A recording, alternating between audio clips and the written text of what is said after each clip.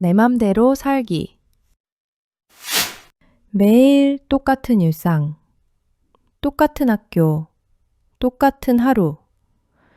늘 남들이 시키는 일만 해야 되고, 왜 내가 하고 싶은 대로 살면 안 돼요? 그리고 왜 어른들이 이래라 저래라 시키는 게 많아요? 그리고 성경책에는 왜 그렇게 해라 하지 말라는 게 많죠? 아리가 날이 더우니까 짜증이 나나 보네요. 사실 성격책에 써 있는 글들은 빅데이터라고 봐도 무방하죠.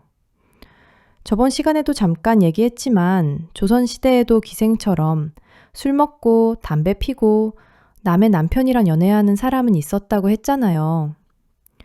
그 시대가 아무리 유교니 성리학이니 어디 여자가 떼끼 이런 시대였어도 지금과 같이 그런 행동을 하는 사람들은 존재했었어요. 그럼 그런 사람들의 결말은 어떠했을까요?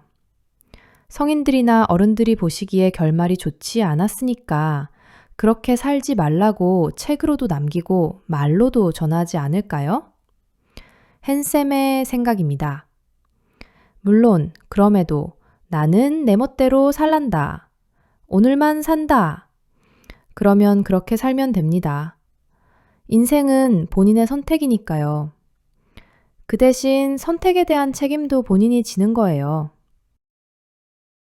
실제로 우리에게 내일은 없다 라는 미국 영화가 있는데 1930년대 미국의 대공황 시기에 은행 강도 행각을 벌였던 보니와 클라이드라는 실제 인물의 이야기를 다룬 작품입니다. 영화는 그들의 범죄와 로맨스 그리고 비극적인 결말을 보여줍니다. 영화를 보면 아시겠지만 제목처럼 우리에게 내일은 없고 오늘만 멋지게 살겠다 라고 생각하고 실제로 행동으로 옮겼던 이들의 결말이 비극으로 끝이 났죠.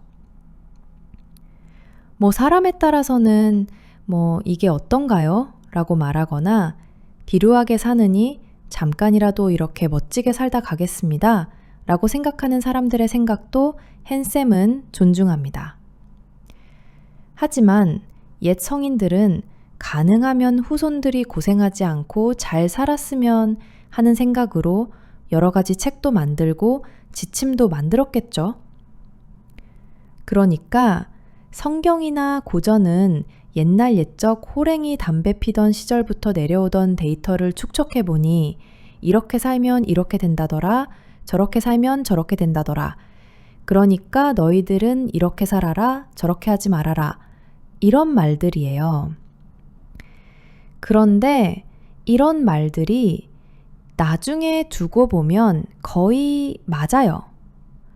그래서 사람들이 성경을 진리라고 하는 거죠. 그러면 사람들은 왜 성경이나 성인들의 말대로 살지 않는 거죠? 그대로 살지 않는 게 아니라 그렇게 살기 힘든 거죠.